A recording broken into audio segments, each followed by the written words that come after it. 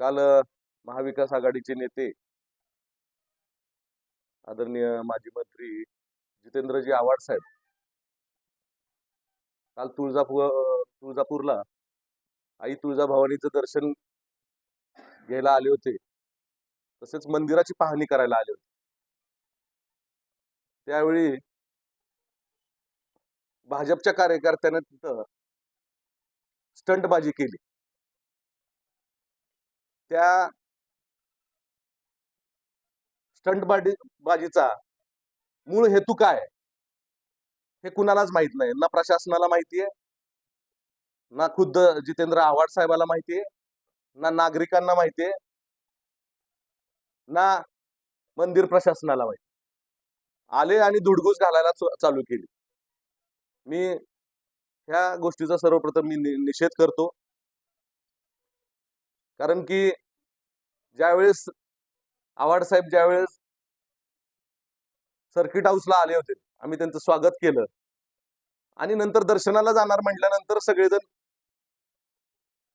वेगवेगळ्या ठिकाणी गेले। त्यानंतर हा प्रकार तिथं खाली घालण्यात आला। त्यानंतर आम्ही डीवायएसपी साहेबांना बोललो की मूळ ह्यांचा अजेंडा काय होता, की इथं त्यांनी धिंगाणा घातला। जाताना जवळजवळ पूर्णपणे पोलीस फोर्स होता, येताना 2-3च पोलीस त्या ठिकाणी महाद्वारातून आणि त्यांच्या बरोबर आलेले दिसले। म्हणजे याच्यामध्ये पोलिसांचा पण निष्काळजीपणा दिसून येत आहे। आज मला वाटतं की सत्तेमध्ये महायुतीचे आज सत्ता आहे, त्यामध्ये भाजप प्रमुख पक्ष आहे। दररोज व्हीआयपी या ठिकाणी येत असतात दर्शन घ्यायला।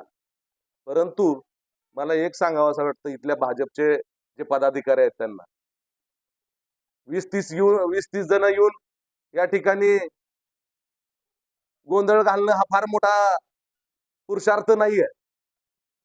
तुमचं काय निवेदन असेल?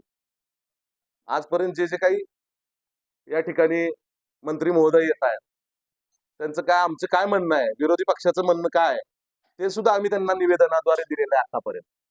परंतु असा धुडगूस घालणं हे चांगलं नाही। या पुढील काळामध्ये आम्ही जसाच तसं उत्तर देणार आहोत। आज त्यांनी हळद उधळली, उद्या आम्ही बुक्का तोंडाला लावू परत म्हणू नका। ही सुरुवात आणि ही तुळजापूरची संस्कृती नाहीये आणि हा पायंडा तुम्ही पाडू नका, एवढाच या इशारा ह्या पत्रकार परिषदेच्या माध्यमातून मी ह्या भाजपला देत आहे।